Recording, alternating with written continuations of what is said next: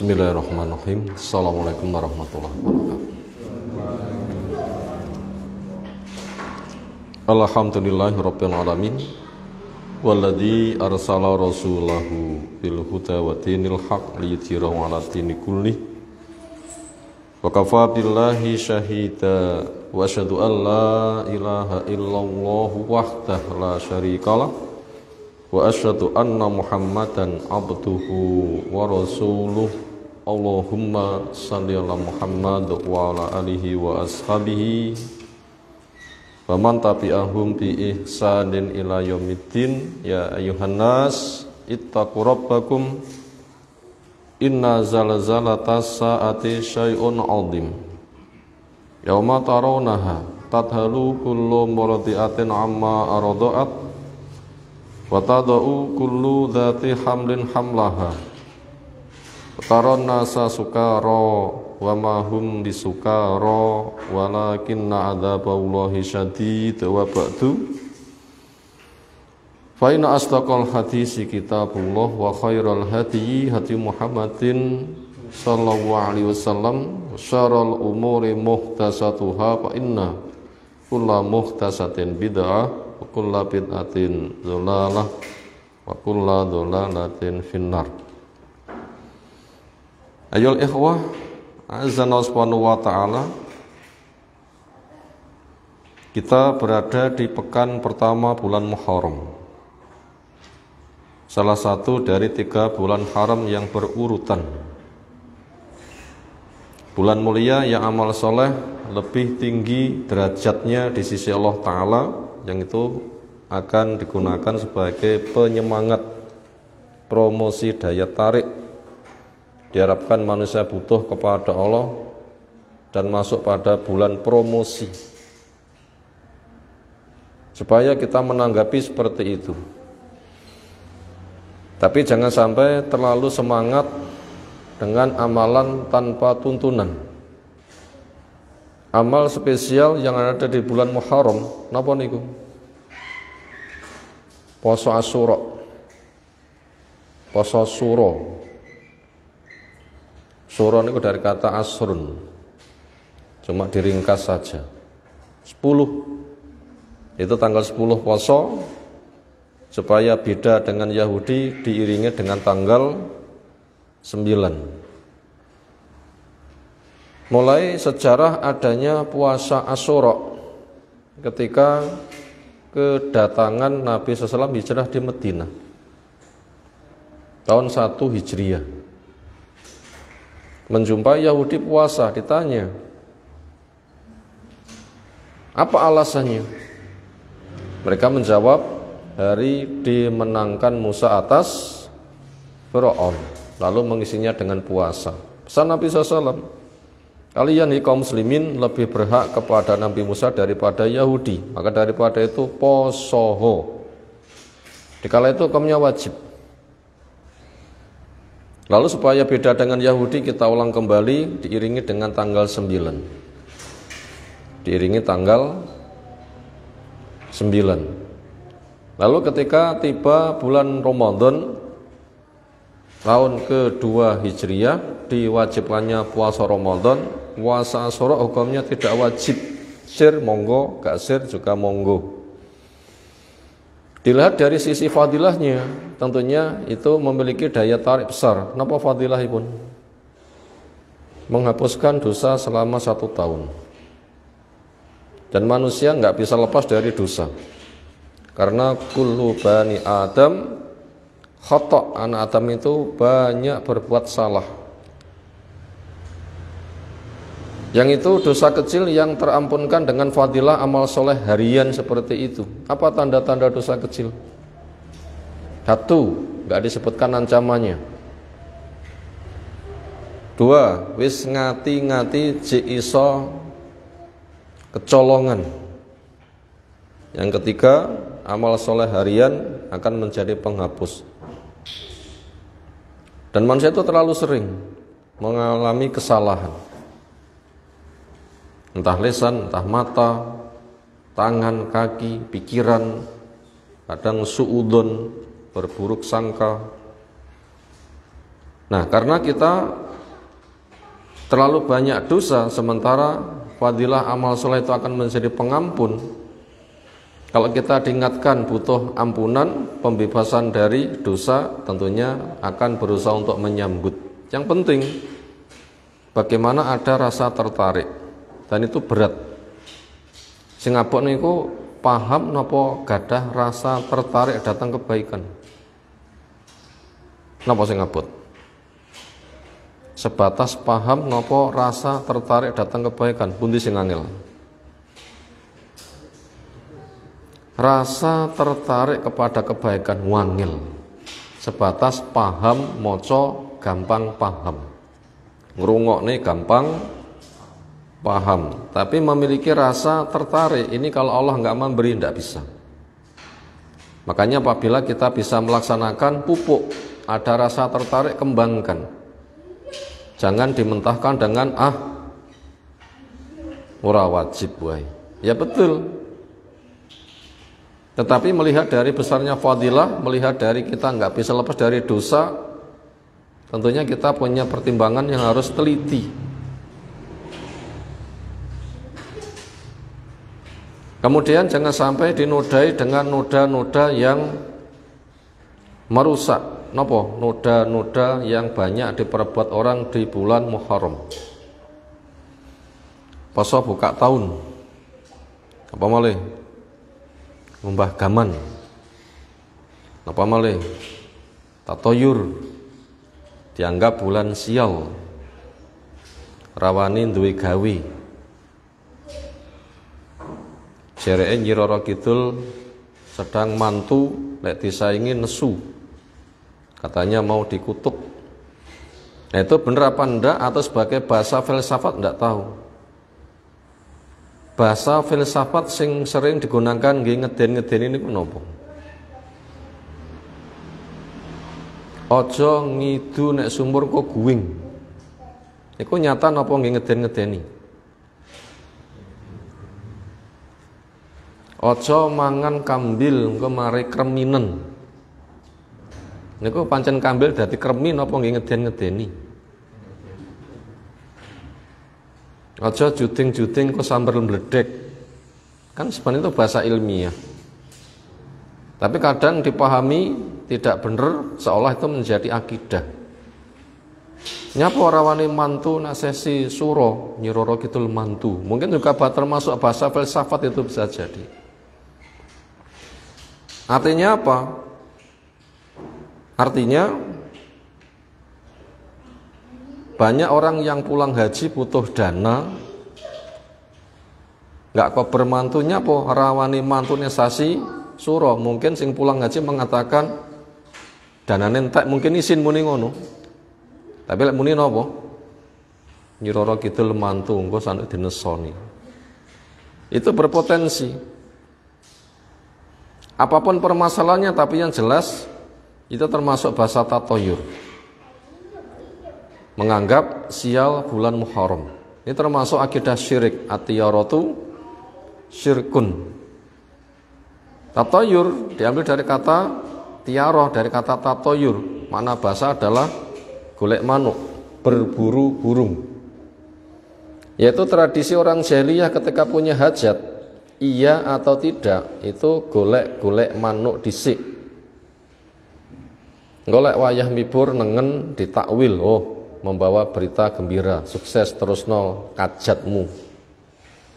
Lek manuk mibur ngiwa ditakwil, oh ini berita sial, aja tak terusne engko cilaka. Dikatakan atiyaratus syirkun, niku syirkipun gede napa cilik? Bergantung kepada akidahnya. Kalau itu dianggap sebagai sebuah sebab, syiriknya kecil, yaitu perbuatan syirik bisa mengantarkan syirik besar. Tapi kalau burung, bulan itu sebagai penentu nasib, punya kewenangan hak ketuhanan, itu nanti syiriknya jadi syirik besar. Makanya kita jangan menodai bulan Muharram dan yang lain-lain. Makanya lek pengen mantu sasi suro wani mboten? Bismillah mawon. Itu bulan mulia, nikah termasuk kemuliaan, mau tandang monggo. Itu mukadimah yang butuh kita sampaikan. Berikutnya kita melanjutkan mengkaji kitab Aqidah Al-Wajiz, akidah generasi awal kaum muslimin yang mereka dijamin soleh, karena mereka sebagai yang mempraktekkan Islam pertama kali dan sukses, dan sebagai profil percontohan untuk generasi berikut-berikutnya. Orang akhir tidak akan baik kecuali sebagaimana suksesnya generasi awal, karena ditunggoni Nabi, dikokohkan dengan wahyu. Itu kelebihan generasi awal. Apa kelebihan generasi awal? Ditunggoni Nabi, dicontohi langsung, dinyatakan benar, dikokohkan dengan wahyu. Allah mengatakan radhiyallahu anhum, Allah ridho kepada mereka. Itu pentingnya kita berislam sebagaimana generasi awal. Akal kita gunakan memahami apa yang mereka pahami. Akal kita gunakan memahami apa yang mereka pahami, sehingga nanti pemahaman kita semisal mereka. Di halaman 221 kemarin sudah kita ansur separuh tentang syurut wa dhawabit ad-da'wah ila aqidah ahlussunnah wal jamaah, syarat-syarat atau patokan-patokan, kaidah-kaidah di dalam mengajak orang lain kepada Islam agar bisa lurus akidah sebagaimana akidahnya ahlussunnah wal jamaah. Artinya mengajak orang lain kepada kebaikan itu kegiatan sosial yang paling besar manfaatnya. Tiang memberi jasa datang tiang lintu, sing paling gede manfaatnya nopo?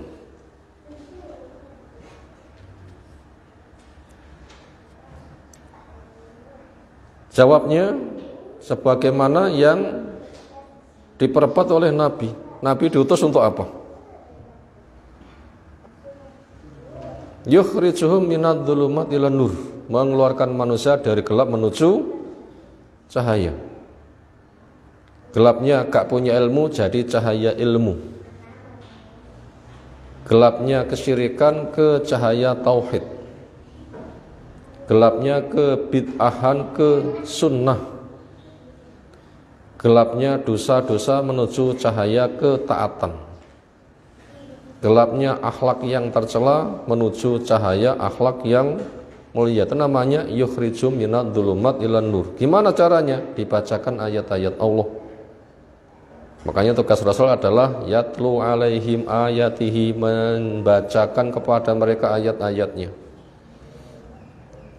Lalu menjelaskan tafsirnya, litubayyina linnasi ma nuzila ilaihim, untuk kamu jelaskan kepada manusia wahyu yang diturunkan.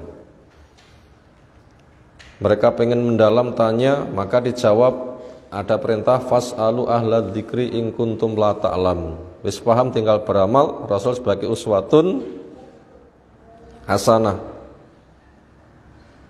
Kegiatan itulah yang ketika orang bersosial fadilahnya paling gede.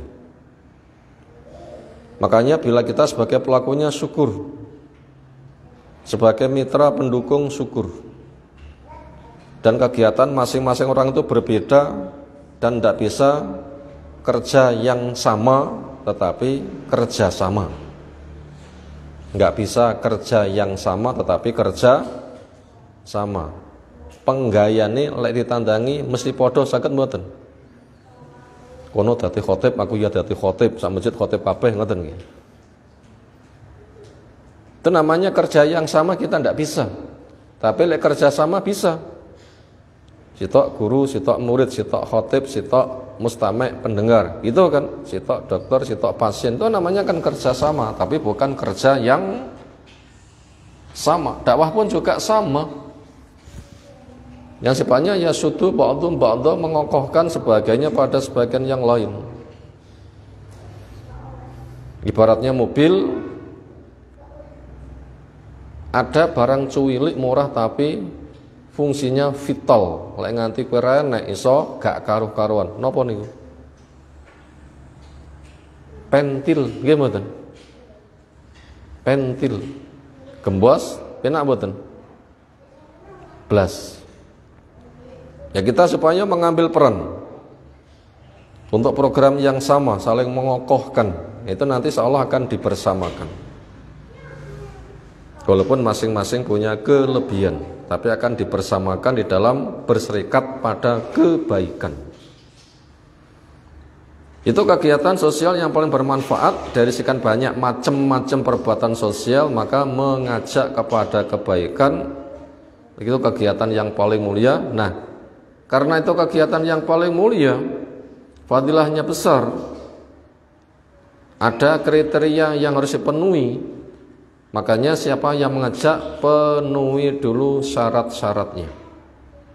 Jadi dokter lek buatan sekolah kedokteran saged mboten? Berat.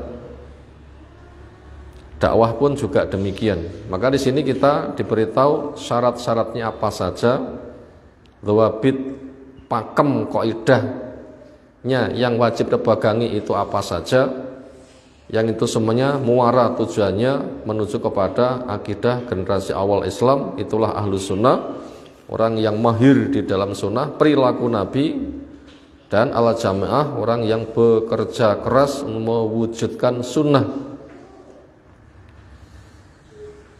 Setidaknya ada 3 yang harus dimiliki supaya apa yang ia ajakkan nanti benar. Yaitu pertama, salamatul mu'taqad, yang kedua salamatul manhaj, yang ketiga salamatul amal.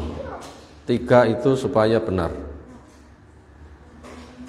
Salamatul mu'taqad, selamatnya berkaitan tentang akidah dia, yaitu harus betul-betul mewujudkan dia sebagai ahli tauhid, menjadikan Allah itu satu-satunya. Allah itu satu-satunya di bidang nopo mawon. 3, 1 rububiyah, 2 asma wa sifat, 3 uluhiyah. Dari mana itu diambil? Dari Al-Quran yang paling besar, nopo? Al-Fatihah. Intisari Al-Baqarah sing paling gede nopo? Ayat kursi. Intisari akidah di dalam Al-Quran surah nopo? Al-Ikhlas. Intisari Al-Quran sing paling gede terangkum di surah Al-Fatihah. Di situ ternyata sudah terkumpul 3 jenis tauhid. Alhamdulillahi rabbil alamin. Tauhid nopo niku? Rububiyah. Ar-Rahmanir Rahim, Maliki Yaumiddin. Tauhid napa niku? Asma wa sifat. Iyyaka na'budu wa iyyaka nasta'in, ihdinas siratal mustaqim, sampai seterusnya. Tauhid napa niku? Uluhiyah. 3 itu harus lengkap. Tauhid rububiyah mengakui bahwa Allah itu pencipta, pengatur, pengurus, pemilik alam raya, rata-rata sudah. Bab ini bawaan dasar. Bawaan dasar. Iblis pun juga mengakui dia dicipta oleh Allah. Bila ada yang mengingkari, itu hanya kesombongan lisannya saja. Nah, begitu. Yang kedua, tauhid asma wa sifat. Allah itu punya nama menunjukkan kerja. Ngurus alam raya niku dibutuhne pinten bakat. Terlalu banyak kita nggak bisa menghitung. Allah nggak sebatas mencipta, tapi juga mengatur, juga mengurus. Itu jumlahnya banyak. Jadi nama-nama menunjukkan kerja. Nama Allah berapa jumlahnya? Satu info di hadis 99, artinya diantara contoh, bukan itu pembatasan. Ketika diringkas pada Al-Hayyu Al-Qayyum, Maha hidup lagi berkarya. Nah, jumlah karya Allah itu yang kita nggak bisa menghitung. Semakin mengenali nama Allah menunjukkan kerja dengan bukti alam raya, semakin kagum. Dan orang semakin mengenali dirinya semakin lemah. Sementara Allah bila punya kemauan mengatakan kun selesai. Lek manusia punya karya muni kun dadi nopo? Dadi kula khawatir wong stres mek kan kun ae. Kula khawatir, mboten kula menuduh lho nggih. Kula khawatir mek muni kan kun ae sanuke dadi wong napa? Stres. Tiyang ngobati muni kun mesti mari nggih. Gak ada jaminan. Itu doa. Doa itu pengabulannya macam-macam. Maka kun itu jangan gitulanan, akhirnya orang mengatakan kan kun, itu kewenangan Allah itu. Innama amruhu idza arada syai'an ayakulalahu kun, jadilah wa yakun, maka terwujud. Itu asma wa sifat. Nanti akan menggiring dia menghamba kepada Allah karena butuh. Kapan manusia rasa butuh kepada Allah itu sangat terasa? Kapan?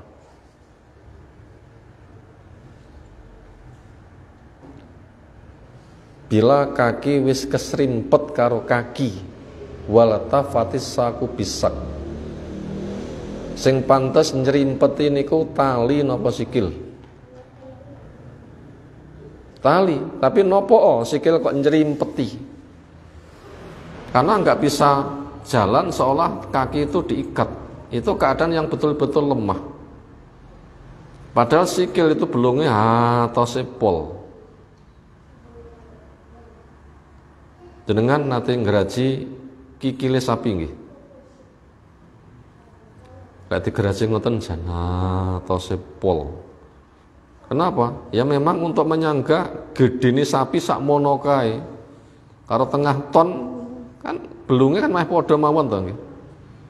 Makanya itu butuh kuat. Ternyata kaki yang kokoh seperti itu keserimpet. Walatafatis saku bisak ila rabbika yauma idzinil masak fala sadaqa wala shalla walakin kadzdzaba wa tawal la summa dzahaba ila yatama ta aula laka fa'aula. Kapan tiang keserimpet nih? Proses nyawa disabut. Niku tiang sak kuat kados napa mesti lunglai. Dikala itulah mereka pasti meyakini kebenaran Islam, kebenaran Rasul, ketauhidan Allah, karena semua daya yang mereka miliki sudah enggak nyucuk belas. Yang ada hanya ya Allah, ya Allah, ya Allah. Tetapi keimanan di kala itu sudah enggak ketompo karena pada proses nyawa dicabut, enggak keterima. Dan masing-masing dari kita akan mengalami masa itu. Kita badhe ngalami mboten? Kita mungkin mati mboten? Jelas. Karena kullu nafsin za'iqatul maut, setiap yang punya nyawa itu akan mati. Kapan? Tidak tahu. Apa mati harus tua? Mati harus sakit dulu? Enggak. Kapan mati? Sawaya-waya bila memang jatahnya sudah habis. Dan itu sangat berat. Itu contoh kondisi yang kita amat sangat butuh kepada Allah. Maka kita jangan mengungkapkan butuh kita ketika itu terjadi. Kasep. Jangan kita ungkapkan butuh kita ketika itu terjadi. Nopo? Kasep. Nopo kasep niku? Kadaluar sontek waktu nih. Gak keterima lagi. Maka mumpung kita masih seger-meger kayak beginilah, itu kita pupuk dan kita membuat persiapan. Nah disitulah kita diuji iman kepada yang gaib.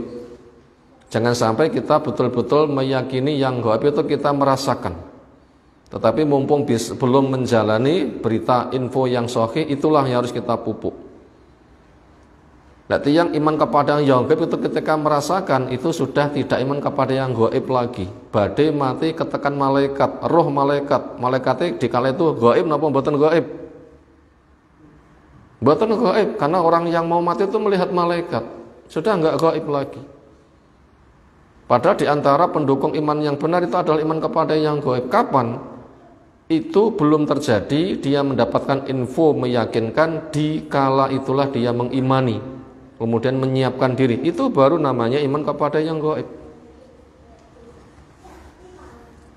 Penting kan?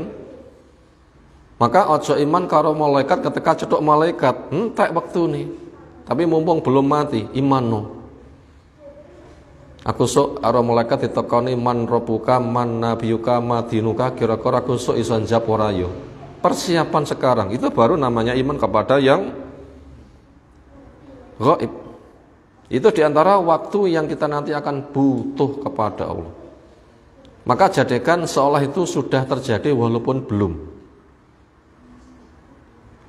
Nah, disitulah hikmahnya kita mengimani kepada nama-nama Allah, menunjukkan keagungannya kita butuh. Maka yang seperti itu kita nanti akan tergiring butuh. Lek wis butuh, dia nanti akan siap menghamba kepada Allah semua ketaatannya dalam rangka menggapai pertolongan Allah Subhanahu wa taala. Maka dikatakan ta'aruf ilallah firraha ya'rafka fissiddah. Kenalilah Allah di kala longgarmu, niscaya Allah akan mengenali kamu di kala sempitmu. Di kala longgar itu kapan? Ingatan iki, cik urip, rong patek sepuh, cik sehat, cik aman. Ini namanya rohok. Waktu longgar. Waktu kayak begini kita gunakan untuk mengenali Allah, mengakui kebenarannya, kemudian kita mempelajari syariatnya, lalu tunduk. Itu namanya mengenal kepada Allah. Bila ini kita kerjakan, kondisi manusia kelak ketika berada pada kondisi syiddah. Kapan kondisi syiddah? Berat. Termasuk peristiwa naza. Nanti Allah akan mengenali. Gimana bentuk pengenalan Allah kepada orang yang mau mengenalinya ketika naza? Napa bentukipun? Allah kirimkan malaikat memberikan hiburan kepada orang mukmin yang istiqomah ketika naza. Napa hiburane? Allah takhafu wa la tahzanu wa absyiru bil jannati lati kuntum tu'adun. Gak usah wedi, gak usah susah. Wis to seneng wae karo surga yang kamu dijanji. Tiang mati dipun hibur ngoten niku ayem mboten, sing abot-abot malah enteng. Beda dengan orang kafir yang nggak mau mengenali Allah, bahkan membangkang. Gimana? Allah menjelaskan kondisi mereka nanti. Fa kaifa idza tawaffathumul malaikatu yadribuna wujuhahum wa darabahum. Coba bagaimana andai kamu melihat wong kafir berada pada kondisi nyawa mau dicabut, terus di kondisi ini dipukuli oleh malaikat depan belakangnya. Rasul mboten malaikat memukuli. Niku napa basa Jawane? Memukuli sing nemen niku napa jenenge? Dingek-ngek ngoten niki. Napa dingek-ngek? Begitu kena tindakan ngek, kena tindakan ngek, berarti mek ngak-ngek tok. Aduh, dan bahasa semisal itu gitu berat sekali, dan itu kita akan mengalami. Maka siapkan semuanya, jangan menunda nanti. Kapan nanti? Memangnya kita tahu umur kita masih banyak. Andaikan kita itu super baik saja belum cukup, apalagi malah santai-santai njagane ndoki pitik blorok nggih. Pun ingu pitik blorok napa dereng? Dereng? Mesti ngendok nih. Sing ngingoni ora mesti lek ngendok puneh ra ngingoni, kok malah njagane ndoke pitik lorok. Ya kita kembali kepada diri sendiri. Itu tadi tentang keselamatan keyakinan dengan 3 tauhid. 3 itu harus lengkap, rububiyah, asma wa sifat dan ulu. Iya, tauhidnya bila hanya rububiyah saja gak sah. Hanya mengakui pencipta alam Allah gak sah. Karena iblis mengakui Allah itu pencipta alam raya, tapi gak sah. Mengakui nama-nama Allah Ar-Rahman gak diakui, dianggap membuang nama-nama Allah. Wa hum yakfuruna bir-Rahman. Wong Quraisy itu menolak nama Allah Ar-Rahman. Makanya ketika ada tulisan Bismillahirrahmanirrahim, tapi bismika Allahumma, mengingkari nama Allah Ar-Rahman. Lebih parah lagi ketika mereka tidak mau menghamba kepada Allah. Makanya tauhid rububiyah harus gandeng dengan asma wa sifat, dan uluhiyah tidak boleh hanya satu saja. Termasuk memahami nama, asma dan sifat harus benar. Allah punya nama sesuai keagungannya, yang kaifiat tata caranya nggak sama dengan makhluk, walaupun kadang penyebutannya sama. Allah kagungan sifat sayang mboten. Pundi dalile? Bismillahirrahmanirrahim, pengasih penyayang. Kita gak ada sifat sayang mboten? Iya, irhamu man fil ardi yarhamkum man fis sama. Sayangi makhluk Allah di bumi, niscaya Allah di atas arsy akan menyayangi kamu. Samakah penyebutannya, adanya sifat sayang? Ya kan? Tapi apakah sayangnya Allah sama dengan sayangnya makhluk? Jawab, tidak. Sayangnya makhluk karena diberi, dan itu penuh keterbatasan. Sayangnya Allah, sang pemberi, nggak ada pembatasan. Jelas tidak sama. Maka kembalikan Allah nama sifatnya sesuai dengan keagungannya. Amiru kama marra, jalankan sebagaimana dia berjalan. Kembalikan dengan keagungan Allah, jangan disamakan dengan makhluk. Nanti ujung-ujungnya akan diingkari. Nah, kelompok Jahmiyah itu gagal di dalam memahami nama dan sifat Allah, akhirnya menggiring kepada ajakan jadi ateis gaya agama. Jadi ateis berkedok agama. Tidak mengakui keberadaan Allah, tetapi ketika promosi atas nama dakwah, pomo dukun bukan dukun kelambi ireng, tapi dukun kelambi putih. Itu Jahmiyah. Kenapa? Karena mentakwil nama-nama Allah, sehingga ujung-ujungnya Allah nggak punya nama dan nggak punya sifat. Ujung-ujungnya Allah tidak ada di atas sana. Oh, mau nyembah pada siapa lagi? Ateis kan nanti jadinya. Tapi itu berkedok agama. Makanya orang yang berdakwah akidahnya harus benar. Sekarang kita masuk sanin kedua. Salamatul manhaj, benarnya metode di dalam memahami agama. Apakah kita cukup dengan Quran Sunnah menguasai bahasa Arab? Gak cukup. Kenapa? Karena kita belum ketemu dengan Nabi. Kalau itu sahabat cukup Quran Sunnah, karena sahabat nunggoi bila ada apa-apa bisa tanya langsung.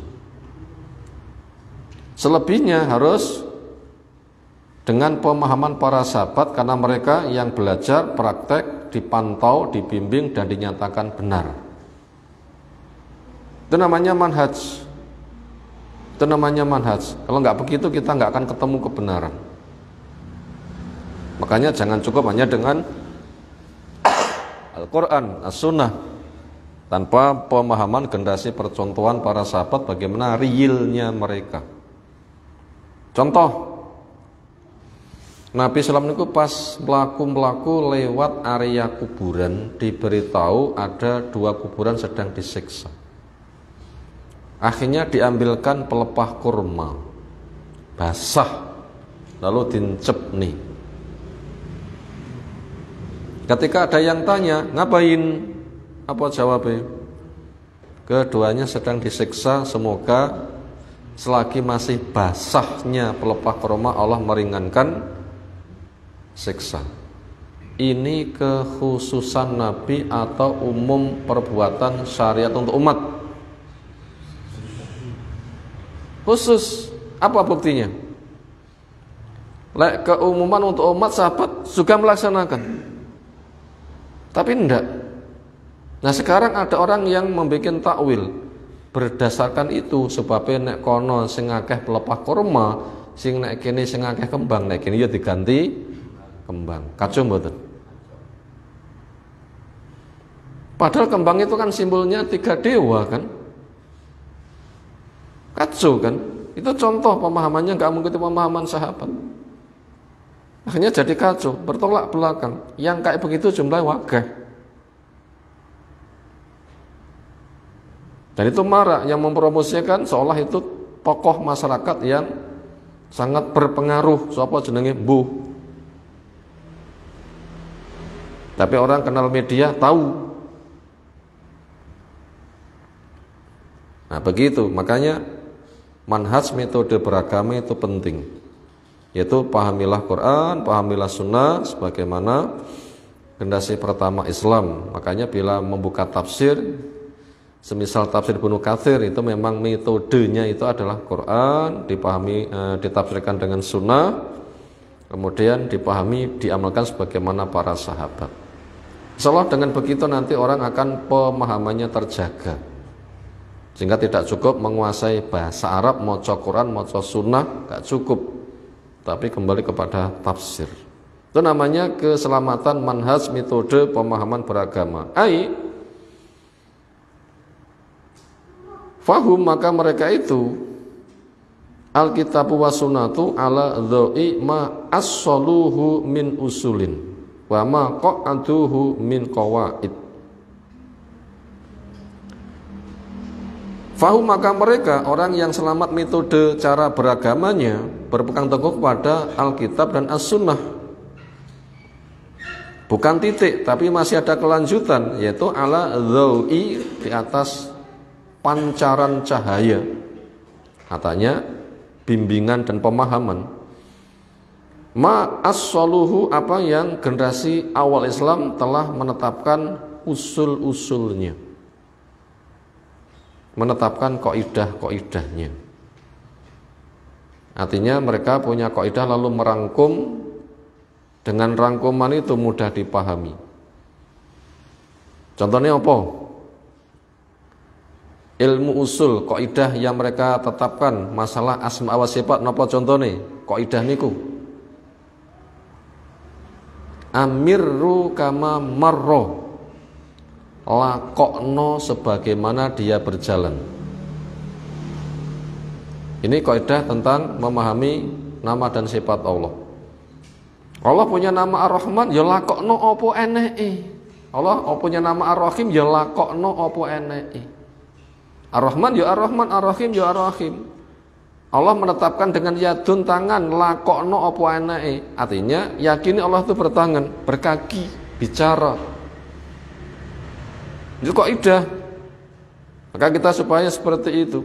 Adapun nanti seperti apa, kembalikan Allah sesuai dengan keagungannya, karena laisa kamitslihi syai'un wa huwas samiul basir. Allah itu enggak ada sesuatu yang semisal Allah, dia maha mendengar lagi maha melihat. Jadi mendengarnya Allah, melihatnya Allah enggak sama model mendengar dan melihatnya makhluk. Makhluk mendengar melihat sebagaimana kadar makhluk, Allah mendengar melihat sesuai dengan keagungannya. Itu contohnya kaidah amirru kama marro, lakokno sebagaimana itu melaku. Contoh kaidah yang lain yang juga sudah kita baca kemarin, kaidah yang terakhir sebagai rangkuman, apa itu?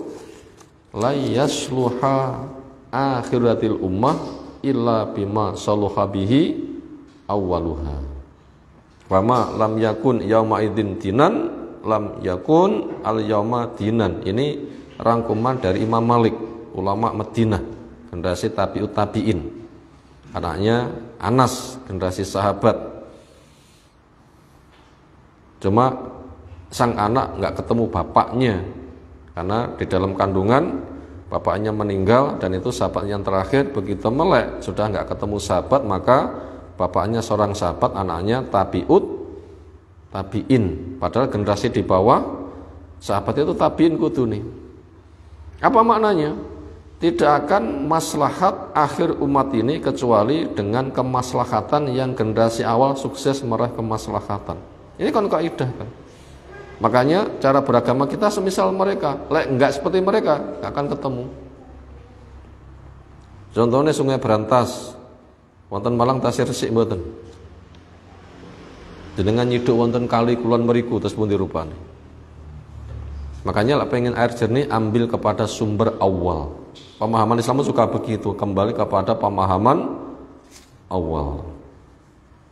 Itu Quran, sunnah di atas cahaya pancaran bimbingan generasi awal Islam mengikuti fondasi sebagaimana mereka telah merangkum fondasi-fondasi itu, ma as-saluhu min usul. Makanya bila kita tuh mengkaji ilmu ya dibangun di atas usulnya, ibaratnya rumah harus ada fondasinya sehingga nanti hasilnya benar. Wa ma qa'atu minal qawaid, dan apa yang mereka tetapkan dari kaidah-kaidah. Itu tanda selamat manhaj. Makanya kita kembali kepada kitab sehingga agama tidak boleh hanya sebatas ngiro-ngiro jeree ipen umume, tidak bisa. Kembali kepada kitab, menggali pemahaman umat tempo dulu. Salisan ketiga, salamatul amal. Amalnya juga harus selamat. Amalnya juga harus selamat. Maknanya la nabtati fi, kita tidak memproduk bid'ah. Nambah atau ngurangi tidak boleh. Bal tetapi yakunu khalisan murni. Liwajilah semata cari wajah Allah. Allah berwajah sesuai keagungan. Orang masuk surga nikmat yang paling gede nopo? Memandang wajah Allah. Makanya enggak nambah, enggak ngurangi, ikhlas cari wajah Allah, murni. Muwafiqan sesuai li syar'i terhadap syariatnya. Sawaun sama saja. Akanal amal i'tiqadiyan, apakah amal itu berikatan akidah, am fi'liyan, atau amal itu bersifat perbuatan, au qauliyan, atau amal itu bersifat ucapan. Itu supaya mengikuti sunnah. Ucapan yang tidak sunnah cukup marak di masyarakat, sholawat yang tidak syar'i banyak kan? Perbuatan di masyarakat banyak, termasuk tatoyur di bulan Suro. Akidah pun juga sangat banyak, jarae nyiroro kidul mantu. Nah itu kan termasuk rusak kan akidah, perbuatannya. Makanya itu tidak boleh ada perbuatan bid'ah. Wa bima anna da'wata, dan sebagaimana bahwasanya dakwah ilallah ta'ala itu min asyrafil a'mal, amal yang paling utama. Orang berinteraksi ketika serawung, orang memberi jasa pada orang lain yang paling nilainya tinggi nopo? Dakwah, ngajak kepada kebaikan. Mana dalilnya? Khairukum man ta'allama al-Qur'an wa 'allamahu, sebaik-baik kamu sapa? Orang yang mempelajari Al-Qur'an dan mengajarkannya. Itu jabatannya Nabi Rasul itu. Kita sebagai pewarisnya. Dan kita punya saham di bidang yang kita mampu. Itu amal yang paling mulia. Wa arfa'ul ibadah yang paling tinggi. Wa ya akhasu khasa'isi rusul, tugas para rasul yang paling khusus. Alaihi wassalatu wassalam. Wa abrazu mahamil auliya, dan yang paling menonjol, tugas paling pentingnya para wali. Jadi wali Allah ada tugas yang paling penting, itu adalah dakwah. Wal asfiya, demikian juga orang-orang yang jadi pilihan Allah, itu pewarisnya. Semoga kita jadi pewarisnya. Karena al ulama warasatul anbiya, orang yang punya mewarisi Nabi, mewarisi belajar, mewarisi beramal, mewarisi dakwah sesuai dengan kemampuan kita. Min ibadi as-sholihin, dari hamba-hambanya yang sholah. Yang qala ta'ala anhum, Allah Ta'ala berfirman tentang mereka, orang yang kegiatannya paling bagus dengan firman-Nya sebagaimana ada pada surah Fussilat yang ke-33. Wa man ahsanu qawlan mimman ta'a ilallahi wa amila sholihan wa qala innani minal muslimin. Waman, dan siapa lagi?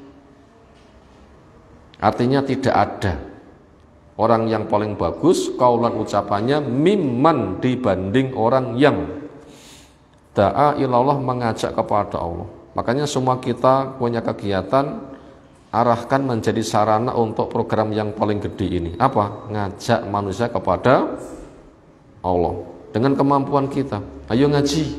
Sudah termasuk dakwah belum? Termasuk dakwah. Senajan to mek muni ngono niku pengaruhnya besar.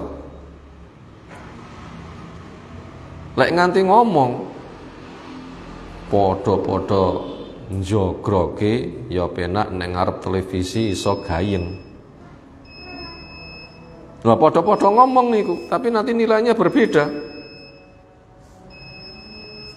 Nilainya itu berbeda, itu podo-podo omongan. Yang satu mengantarkan ke surga, yang satu mengantarkan ke neraka. Makanya pilihlah ucapan yang paling bagus, yaitu ucapan yang ada mengajak manusia menuju kepada Allah, termasuk ajakan ayo kita belajar. Wa amila solehkan, dia beramal soleh. Wa qala, dia mengatakan innani minal muslimin, saya termasuk orang yang berserah diri.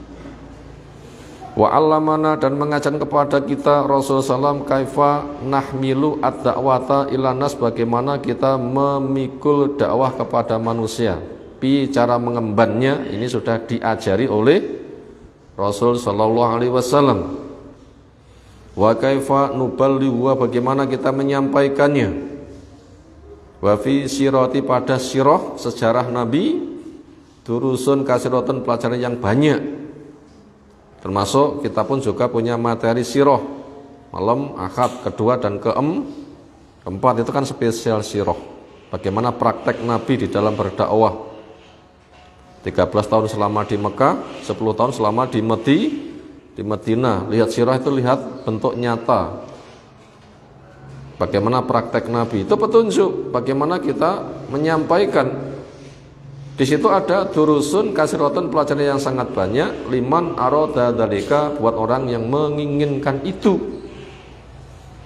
Fayajibu, maka hukumnya wajib maladuat kepada orang yang mengajak ila agatati salaf, kepada akidah generasi awal, akidah kayak sahabat. Ayat tabi'u manhajan Nabi, supaya mereka menempuh metodenya Nabi, prakteknya kayak Nabi fit dakwah. Apa pertama kali yang disampaikan berdakwah? Memahami tentang akidah tauhid. Bila sudah, tegakkan sholat. Jangan berubah kecuali akidahnya sudah benar dulu. Ibarat rumah ojo kesusu masang tembok, lek fondasinya belum selesai. Wal yakun awwala ma tatulai syahadatu alla ilaha illallah. Pertama kali apa yang kamu ajak tauhid dulu.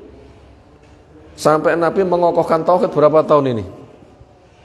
13 tahun. Membangun peradaban di Madinah 10 tahun. Kalau begitu menunjukkan lama. Ngajari tauhid itu lebih lama daripada ngajari sholat. Itu metodenya. Kesana kita melangkah. Kesana kita melangkah. Walasaka, enggak ragu lagi, an-nafi manhaji, pada metode Nabi SAW, bayanan sahih, keterangan yang sahih. Li uslubi dakwah, metode dakwah ilallah, kepada Allah Ta'ala. Yughnihim, itu sudah mencukupi, pakai metode Nabi.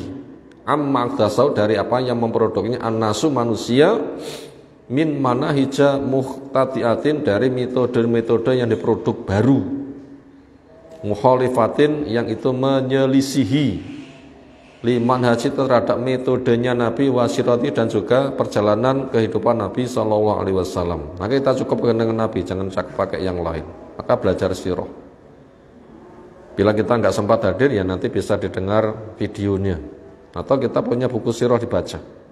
Itu murah, paling-paling ya 150.000 sudah punya. Dan itu awet, bisa dibaca berganti-ganti, berulang-ulang, bisa dipinjamkan. Dakwah termasuk meminjamkan buku, bisa kan? Wa min huna, dari sini yajibu, hukumnya wajib,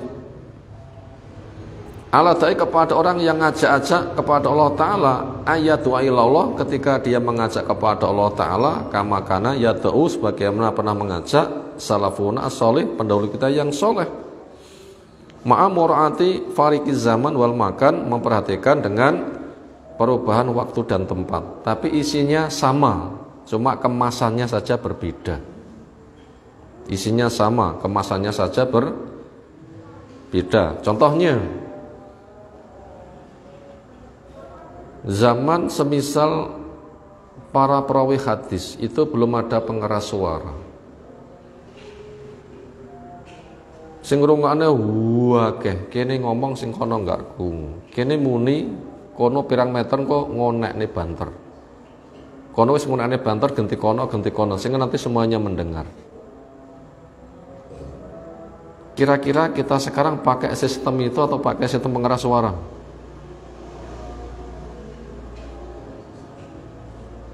Kita pakai sistem itu sistem pengeras suara. Cukup pakai sistem pengeras suara. Itu namanya intisarinya sama, memperhatikan perubahan waktu dan tempat. Berkaitan masalah sarana, silakan sarana-sarana di zamannya selama itu tidak mengubah dan itu mendukung dipakai. Tapi intisarinya itu adalah sama. Nah begitu. Berikutnya wantilaqan min hadal fahmi, dan berangkat dari pemahaman as-sahih yang sahih ini, ijtahatu, saya bekerja keras bidzikri ba'di dhawabitin, dengan menyebutkan sebagian ba'di dhawabito, sebagian kaidah-kaidah au muntalaqat atau pijakan-pijakan tidak utati untuk para dai.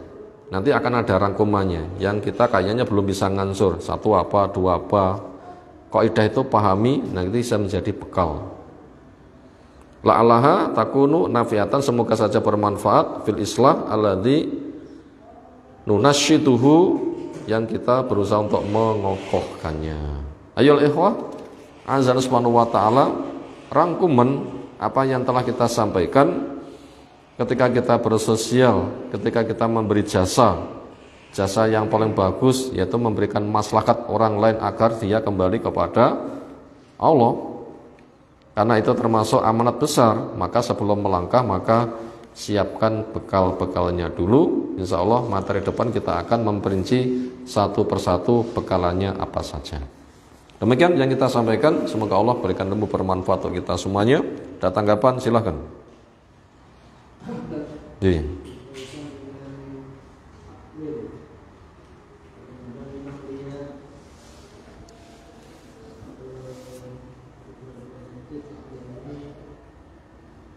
Khususnya 5 waktu itu Tugas takmir berkaitan sholat 5 waktu. Beberapa masjid yang pernah kita lihat itu ya tidak istiqomah melaksanakan 5 waktu.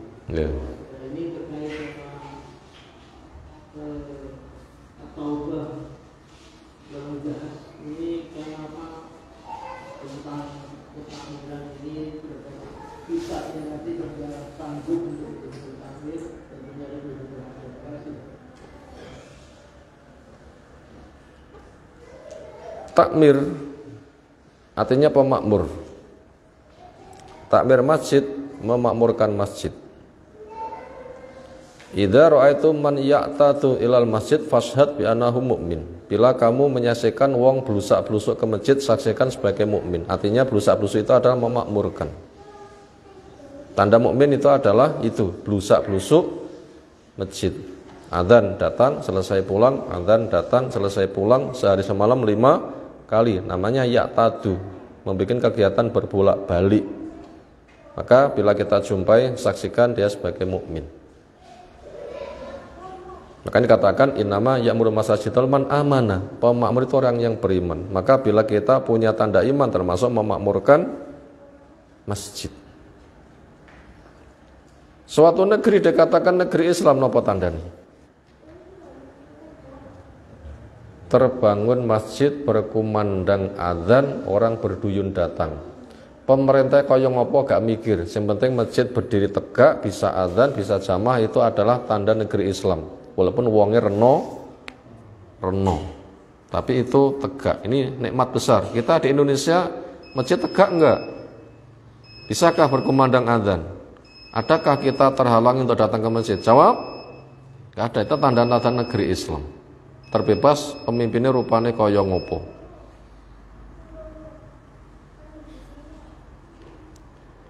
Berikutnya, sholat pertama kali akan dihisab. Baik semuanya, jelek, sunahnya punya apa enggak? Bila enggak punya, bisa celaka. Bila punya, akan jadi pelengkap.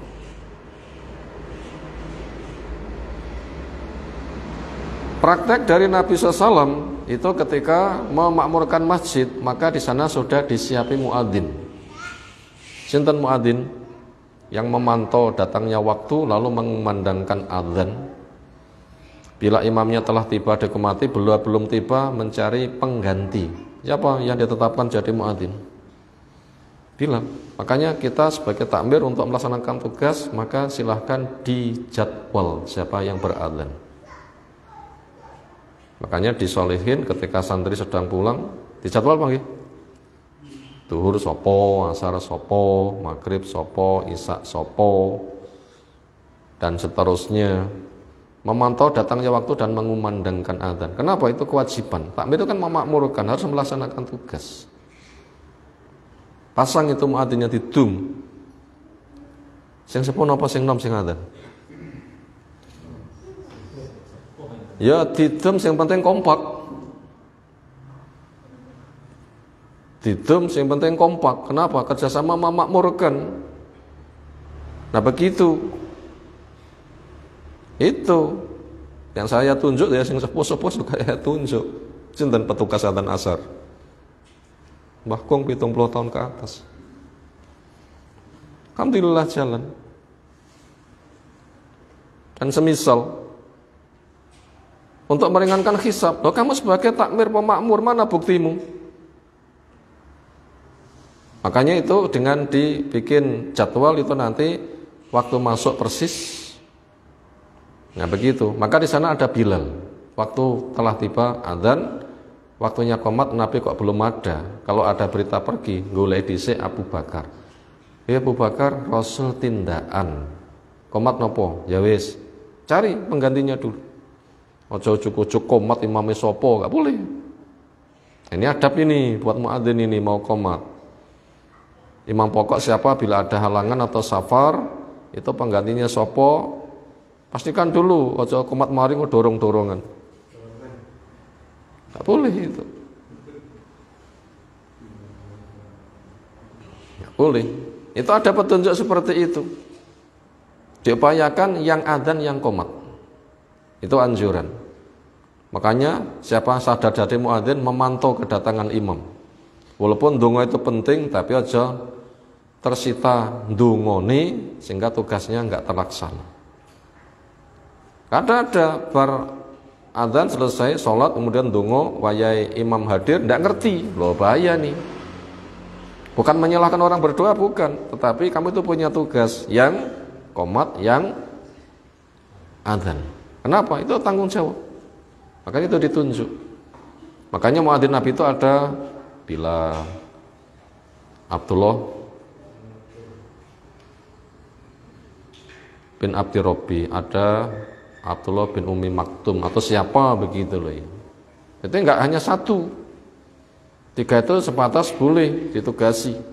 Nah, kita butuh ke sana. Untuk apa? Meringankan beban kita sebagai takmir. Kalau enggak kita nanti akan dihisab. Lah kamu tadi takmir kok enggak tok tandangin terus piye? Wallahu alam. Demikian yang kita sampaikan. Subhanakallahumma bihamdika asyhadu an la ilaha illa anta astaghfiruka wa atubu ilaik. Assalamualaikum warahmatullahi wabarakatuh.